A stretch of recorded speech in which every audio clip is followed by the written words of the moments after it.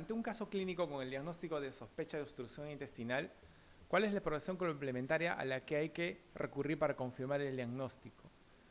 Luego del examen clínico, la historia clínica, perdón, y el examen físico que hagamos al paciente, lo primero que tenemos que hacer es precisamente definir la obstrucción. ¿Qué nos va a definir? Una radiografía de abdomen simple de pie, siempre de pie, porque de pie nos va a permitir ver los signos de obstrucción. Si es de asa delgada, los famosos niveles hidroaéreos, la famosa pila de monedas. Y si es de asa gruesa, nos va a permitir ver la dilatación marcada de todo el marco cólico, ¿no es cierto? Y si es por ejemplo, patognomónicos del vólvulo, por ejemplo, que tiene imágenes radiológicas patognomónicas, ¿no es cierto? Tomografía de abdomen en decúbito lateral y supino. Bueno, cuando yo llego a la emergencia y veo a un paciente que tiene una tomografía ante la sospecha de una obstrucción es porque he visto que probablemente mis colegas no han descartado que sea una brida, que sea una adherencia, que sea una hernia y estamos buscando una causa tumoral, ¿no es cierto? Por eso. No sé si les conté hace 2 semanas, igual paciente que viene a la emergencia, un abdomen agudo quirúrgico con distensión abdominal, ¿no es cierto? Radiografía con hilio, tomografía mostraba el hilo y las asas totalmente dilatadas, pero no tenía defectos de pared, no tenía antecedente quirúrgico y era joven. Justo lo tengo ahí en el servicio, tiene 36, 37 años, distendido.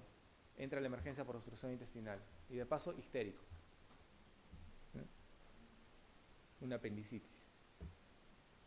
Recuerden, la peritonitis, la irritación peritoneal puede generar también hilio, ¿no es cierto? Entonces este paciente estaba cursando con una peritonitis por apendicitis que le generó un hilio. Nuestro enfoque fue diferente, ¿no es cierto? Porque nosotros lo enfocamos con una obstrucción intestinal. Este paciente vino 7 días después, estuvo en la clínica. Y precisamente en la clínica no lo operaban porque estaban buscando la causa de la obstrucción. Y se les complicó más porque el paciente empezó a recibir ictericia.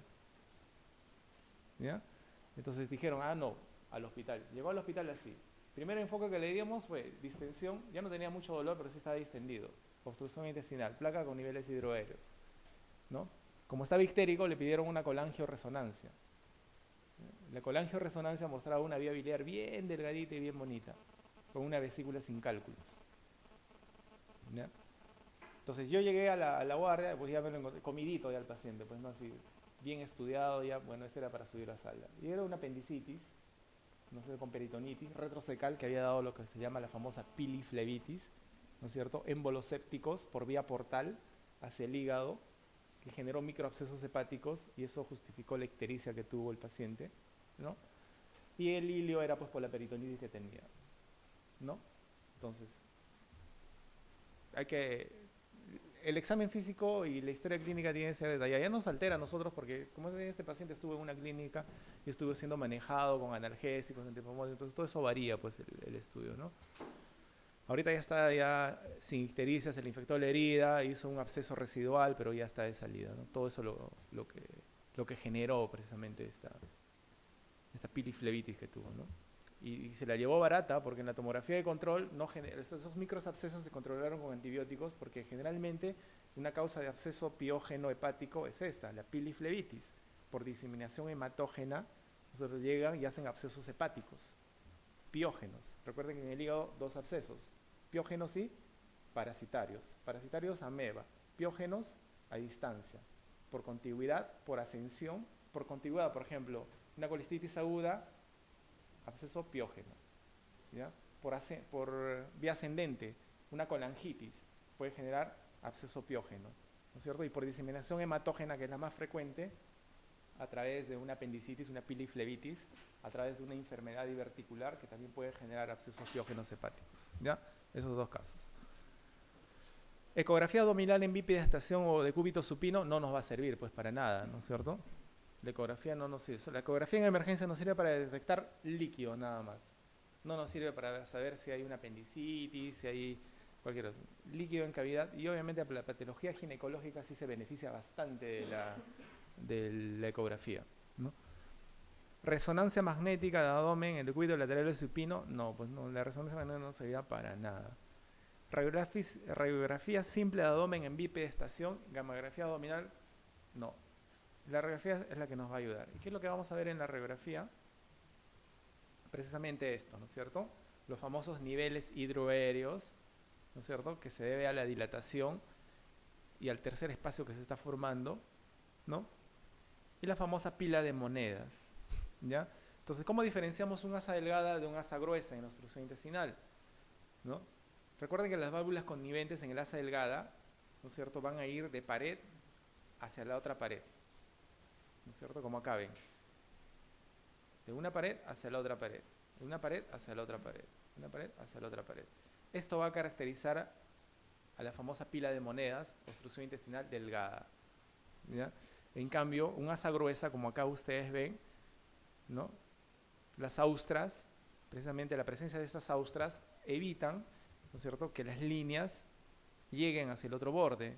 Entonces en el intestino grueso van a tener un austra que está llegando hasta la línea media, hasta la parte media, perdón.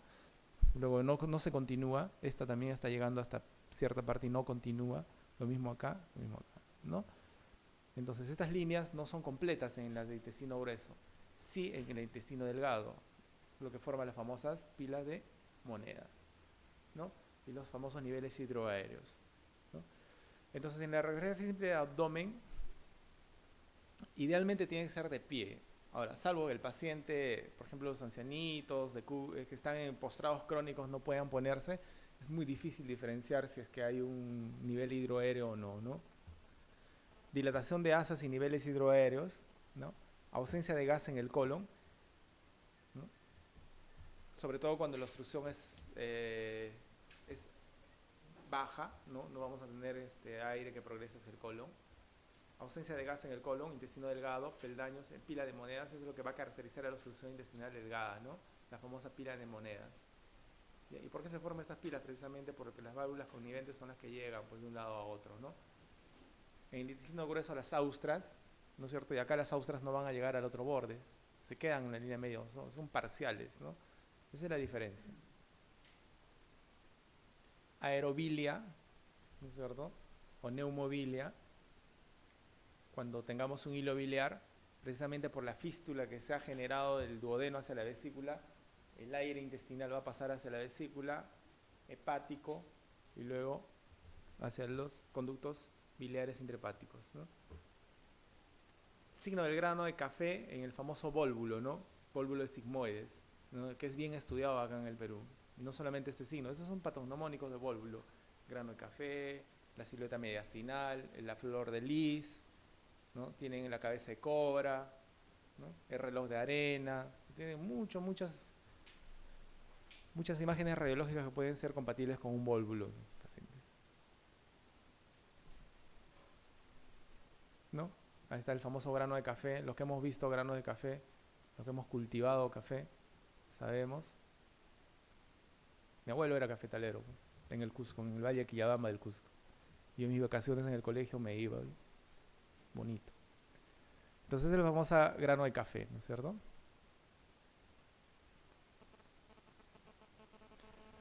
La causa más frecuente de abdomen agudo por oclusión mecánica de intestino delgado es una de las siguientes, ¿no es cierto? Oclusión mecánica, entonces pensamos, intestino delgado, oclusión extrínseca, una brida, una adherencia, una hernia, ¿no es cierto? Intrínseca, un cuerpo extraño, una tumoración que genera invaginación, ¿no? O de la pared, una tumoración propia de la pared, un leiomioma, ¿no? Entonces, oclusión mecánica, plastrón apendicular. El plastrón apendicular genera una obstrucción, ¿no es cierto? Puede generar un cuadro obstructivo, ya sea por la misma conformación del plastrón, porque extrínsecamente este plastrón puede afectar hacia un asa ileal y generar una obstrucción, ¿no? Pero no es muy frecuente, ¿eh? Por suerte no es muy frecuente.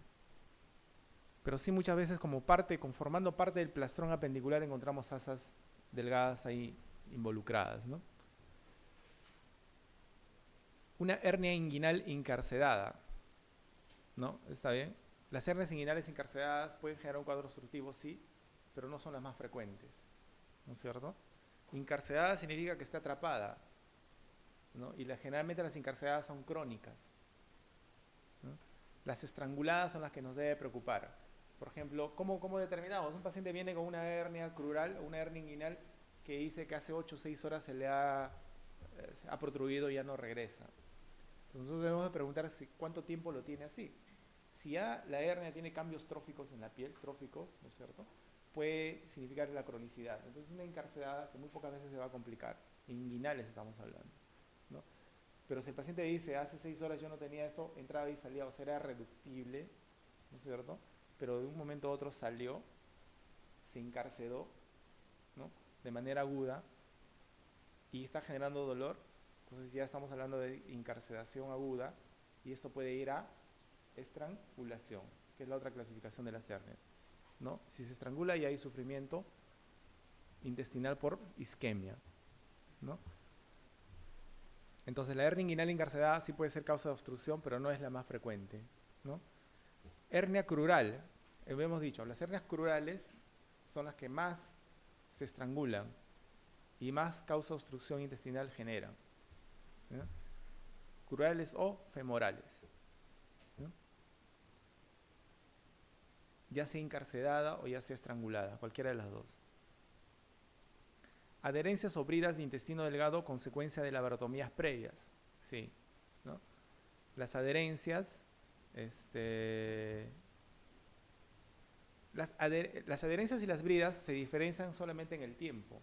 Primero se van a generar adherencias y estas adherencias van a formar después bridas, ¿no? Es el tiempo el que va a determinar la diferencia. Pero tienen la misma patología, la fisiopatología es la misma, ¿no?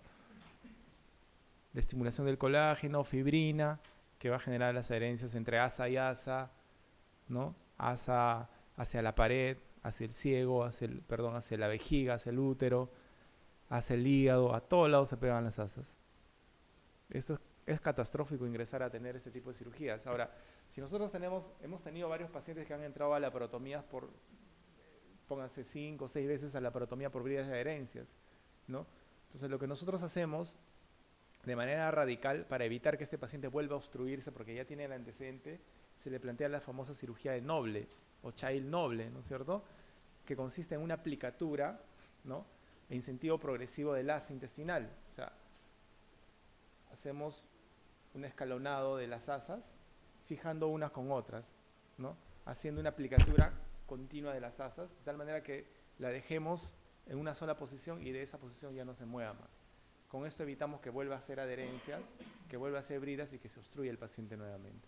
Es una cirugía muy radical y es la definitiva, porque si el paciente tras el child se obstruye, ya no tiene buen pronóstico el paciente. Child Noble se llama la cirugía. Una sola vez he visto en el hospital hacer ese, cuando era residente, el Child Noble. No es muy frecuente tampoco.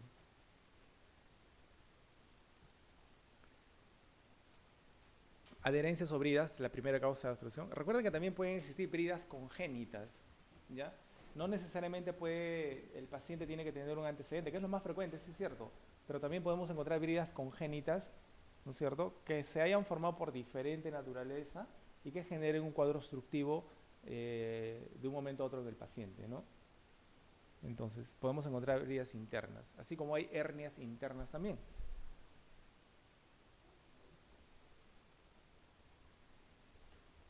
Neoplasia de colon derecho.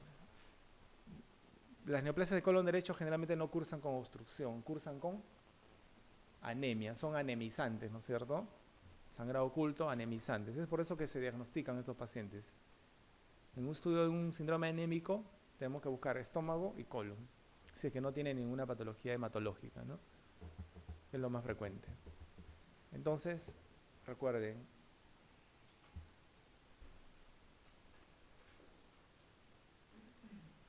la causa más frecuente, adherencias, bridas y adherencias. La segunda, hernias, ¿no?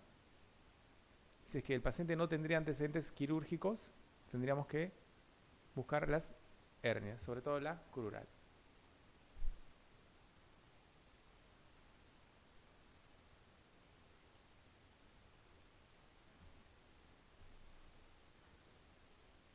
¿Cuándo se va a presentar una hernia interna, por ejemplo? Una hernia interna cuando nosotros hacemos las famosas cirugías, la Billroth, por ejemplo, la Billroth 2, en la cual tenemos que ascender un asa.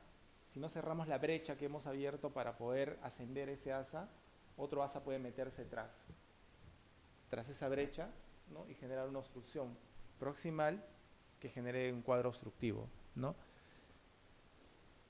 Anatómicamente existe una comunicación a nivel del subhepático que se llama el hiato de Wislow.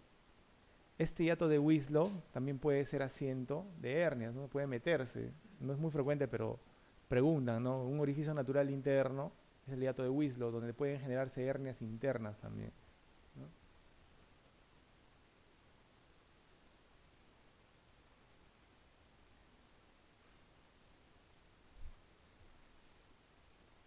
Bueno, la isquemia mesentérica va a generar síntomas obstructivos también, pero lo que va a caracterizar este cuadro va a ser el dolor.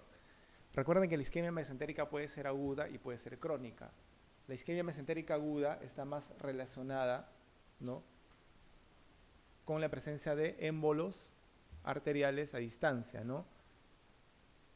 Y generalmente estos pacientes que vienen con isquemia mesentérica tienen asociado un factor de riesgo coronario importante, que es la fibrilación auricular. Paciente con fibrilación auricular que curse con distensión abdominal, dolor, fijo este paciente es isquemizado, una isquemia mesentérica, ¿no? Y la segunda, que es la crónica, ¿no?, que tiene que ver mucho con cuadros de insuficiencia vascular en esa zona, ya sea por aporte insuficiente, como los pacientes con insuficiencia cardíaca, pacientes que estén en shock, sometidos a vasopresores, ¿no?, o pacientes que estén cursando con cuadros de ateromatosis en las mesentéricas que disminuye el riesgo o de irrigación en esas zonas, ¿no?, que van a generar también sufrimiento intestinal por isquemia, ¿no?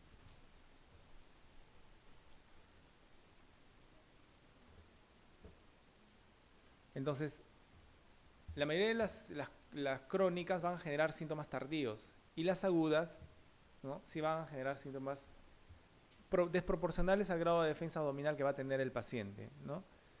Y estos pacientes generalmente van a cursar con lo que se llama, así como la intususcepción genera una deposición roja denominada jarabe de Grosella, los otros pacientes también cursan con hemorragia estiva alta, o sea, cursan con hematoquesia, ¿no? Esa es la característica. Hematoquesia, distensión abdominal, antecedentes, generalmente son ancianitos, ¿no? 70, 74 años, fibrilador, fijo, se ha hecho su isquemia mesentérica, ¿no? Entonces la causa más frecuente es una embolia arterial, como les decía. La forma aguda, dolor abdominal agudo asociado a fibrilación auricular, estos pacientes. Trombosis arterial, arteriosclerosis severa, va a generar síndromes crónicos, ¿no? Lo mismo que cuando se genera una trombosis venosa, cuando existe gasto cardíaco bajo, insuficiencia cardíaca congestiva asociada a esta patología, ¿no? El diagnóstico definitivamente lo vamos a hacer por una arteriografía, es el único diagnóstico que nos va a determinar el origen de la zona lesionada, y generalmente es el tronco de la mesentérica superior, es la cólica media la que va a generar el 70% de las obstrucciones y el cuadro clínico, ¿no? Es la cólica media la que se obstruye. Y obviamente esta arteriografía tenemos que tener una visualización de tanto del tronco celíaco como de la mesentérica superior, ¿no?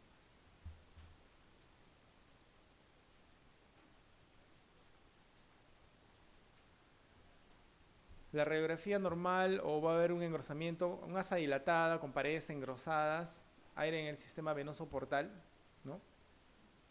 El tratamiento, la embolectomía, muchas veces nosotros no disponemos de ese tratamiento. O sea, lamentablemente, encontrar una isquemia mesentérica, un infarto mesentérico, ya es ponerle la sentencia al paciente. Sobre todo la extensión que vaya a tener ¿no? Si tenemos más del 80% de intestino delgado afectado, es open close y se habla con los pacientes y se espera que el paciente se defina, ¿no? Porque no se puede hacer nada, no podemos hacer una resección de más del 80%, 50% del asa intestinal. ¿Por qué? Porque es incompatible con la vida. Dejamos un paciente con un síndrome de intestino corto o lo dejamos sin asa delgada y eso es incompatible con la vida, ¿no?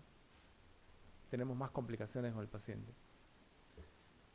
Si en caso se detectara con precocidad, lo que tratamos de hacer es buscar la cólica media o la mesentérica superior, tratar de hacer efectos salvatorios, ¿no? Endarterectomías o embolectomías, pero eso no, el libro dice que podemos hacer eso, pero no yo no he visto. O sea, la mayoría de las isquemias mesentéricas que hemos operado ha sido un open close, salvo aquellas que han sido segmentarias y parcelares, las cuales sí con anticoagulación, heparina, sí puede resolverse el cuadro, pero muchas veces no resuelve, ¿no?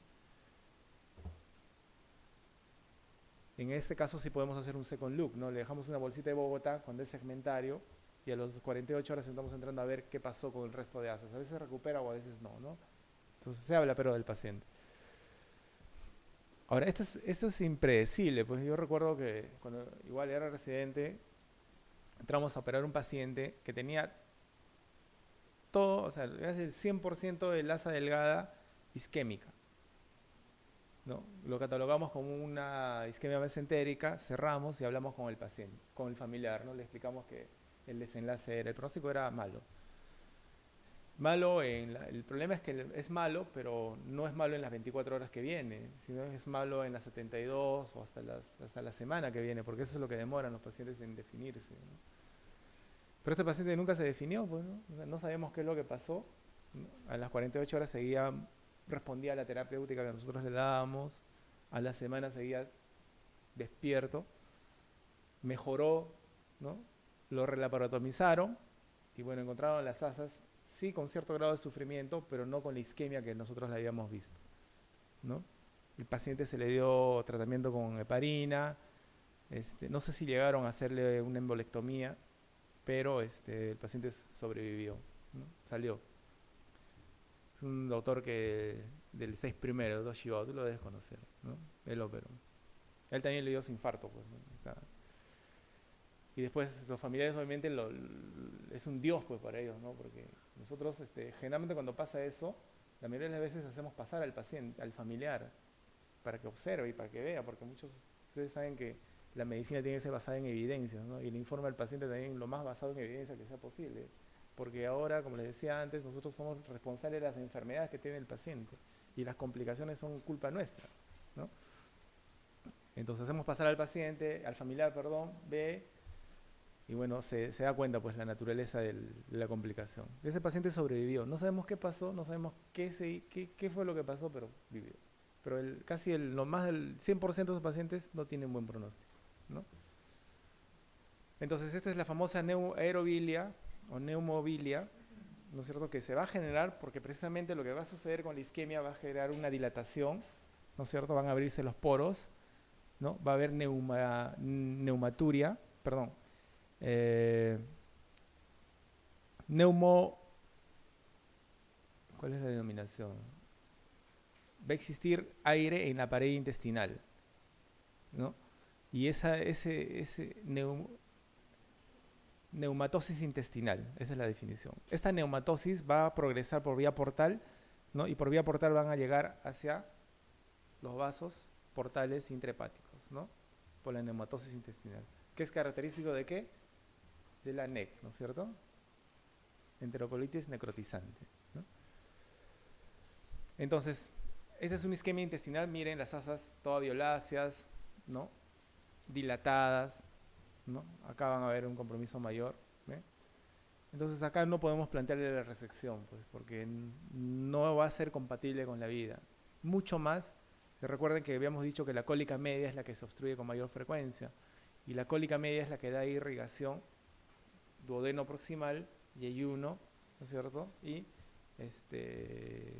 ilion terminal, ¿no? Incluso el territorio de la cólica, recuerden que abarca hasta el colon, hasta el ángulo hepático del colon.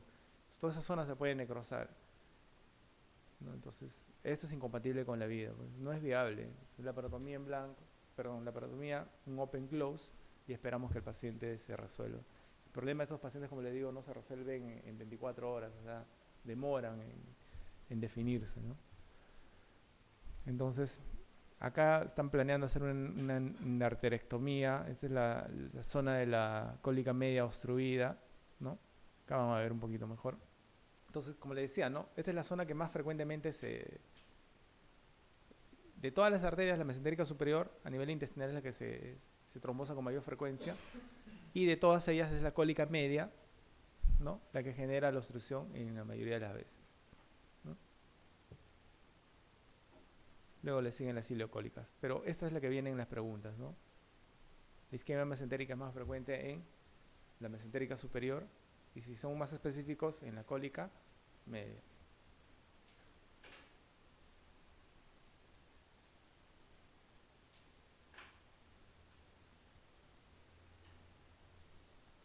Señale cuál de las siguientes es la causa más frecuente de isquemia mesentérica aguda. No. Si estamos hablando de isquemia aguda, estamos hablando de un émbolo arterial, ¿no es cierto? Todo lo que significa émbolo arterial es agudo, ¿ya? Y obviamente este paciente tiene que ir asociado a una patología, sobre todo cardíaca. La fibrilación auricular es la que acompaña a todos estos casos de embolia arterial, ya sea mesentérica, ya sea pulmonar, ¿ya?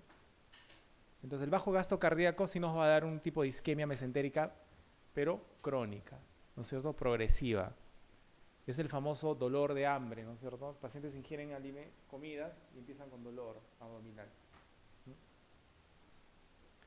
La trombosis arterial y la trombosis venosa, ¿no es cierto?, que generalmente van a caer en placas ateromatosas, pueden generar también una obstrucción progresiva, crónica. Y la tromboanginitis obliterante que no entra dentro de este grupo, ¿no? Entonces, la embolia arterial es la que nos va a generar con más frecuencia este tipo de casos. Por eso es que son ya cuadros severos, ¿no? Cuadros severos de obstrucción, de isquemia, perdón. Entonces recuerden, ¿qué eventos generan dolor intestinal? Isquemia, el espasmo y la distensión. Esos tres elementos nada más van a generar dolor intestinal. El diagnóstico de certeza de embolia mesentérica se hace por... Si tenemos un émbolo, lo que tenemos que hacer es una arteriografía, ¿no es cierto? Ecodoppler, color aorto mesentérico, no. Radiografía de abdomen en bipedestación y gasometría arterial, no nos va a servir. Arteriografía en dos proyecciones. La simple arteriografía ya nos va a poder determinar la presencia o no de una obstrucción, ¿no? Y el flujo insuficiente hacia una determinada área del intestino, ¿no? La endoscopía está contraindicada en estos pacientes porque puede generar, se supone que son pacientes que están distendidos, ¿cierto? No vamos a hacerle endoscopía o colonoscopía a un paciente que está cursando con una distensión, una obstrucción intestinal. El ecodoppler, radiografía simple de abdomen, ¿no? Entonces la arteriografía es la que nos va a dar el diagnóstico en estos pacientes. Respecto a los tumores del intestino delgado, señale la respuesta correcta. Recuerde, los tumores del intestino delgado no son muy comunes, no son muy frecuentes, ¿ya? De ellos, los más frecuentes inclusive son los tumores malignos o los benignos. Los malignos son los más frecuentes en relación a los benignos, ¿ya? Recuerden, la localización por ende, si hablamos de tumores malignos, ¿no es cierto?, los vamos a tener en el duodeno, ¿no es cierto?, porque están asociados a los famosos periampulares, que nos causan obstrucción en la vía biliar. Ahí tenemos el ampuloma, ¿no es cierto?, o los tumores de duodeno que causen obstrucción de la vía biliar, ¿no? Entonces son más frecuentes los malignos y los que se localizan en el duodeno, ¿ya? La estirpe, recuerden que siempre es adeno sea, ¿no es cierto?, un adenocarcinoma. Todo a nivel del tracto intestinal es adenocarcinoma, ¿ya? A lo largo del intestino delgado, los tumores benignos más frecuentes son los leiomiomas, ¿no?, y los tumores Guis en segundo. Pues, podemos encontrar linfomas, también podemos encontrar linfomas en el intestino delgado. El diagnóstico no es fácil, ¿no? Y generalmente el diagnóstico lo van a dar en etapas tardías, cuando ya generen complicaciones. ¿Por qué? Porque el tracto intestinal, el intestino delgado sobre todo, no es fácil de evaluar, ¿no es cierto? No podemos hacer una enteroscopía fácilmente, ¿no? Entonces, el abordaje o la accesibilidad a esta zona hace que sea limitada el acceso para el diagnóstico, ¿no? Entonces ya generalmente van a dar síntomas cuando ya tengamos una lesión avanzada, ¿no?, ya sea hemorragia o ya sea un cuadro obstructivo o ya sea una intususcepción que nos vaya a generar la sospecha de diagnóstico, ¿no? Sin embargo, antes no lo da, ¿no? Entonces, ¿los tumores benignos más frecuentes se asientan en el duodeno? No, ¿no es cierto? Habíamos visto que los tumores malignos son los que asientan más frecuentemente en el duodeno y dentro de ellos es el adenocarcinoma. Recuerden, ahí tenemos al ampuloma, ¿no es cierto?, o a los tumores de duodeno que generan síndromes obstructivos, ¿no? Precisamente para los ampulomas, específicamente para los ampulomas, se ha ideado la famosa cirugía de Whipple, ¿no es cierto? La duodenopancreatectomía no es una cirugía que haya sido diseñada para los tumores de cabeza de páncreas, sino ha sido una cirugía ideada para los ampulomas, ¿no? Que se haya extendido hacia ese tipo de cirugía, sí, se hace, ¿no? Los tumores benignos más frecuentes de estirpe epitelial son los leiomiomas. Epitelial, adenomas, ¿no es cierto? Adenomas y pólipos, porque son de mucosa. Los leiomiomas no son de estirpe epitelial, son de estirpe mesenquimatosa, ¿no es cierto? Lo mismo que los tumores Guis.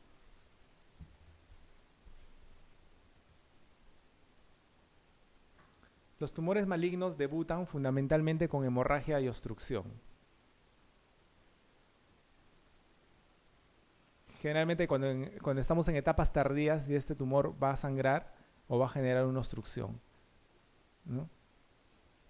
Entonces ese sí es un acápite correcto, ¿no?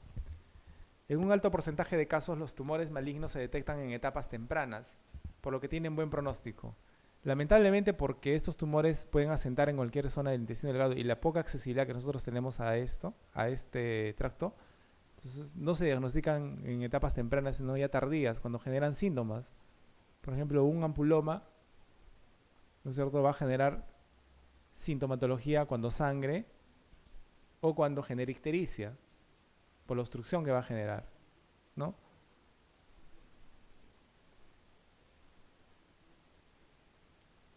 El diagnóstico de los tumores malignos se hace en forma eficaz y en todos los casos por radiología varietada. No, ¿no? Lo que ahora están haciendo se llaman las famosas cápsulas endoscópicas o las enteroscopías, ¿no? Precisamente para buscar lesiones sangrantes o lesiones tumorales. Y aún así, la enteroscopía, o sea, a veces resulta ser insuficiente para poder diagnosticar a lo largo de los 5 o 6 metros que tiene todo el tracto intestinal delgado, para poder determinar algún sitio sangrante o una angiodisplasia o una tumoración.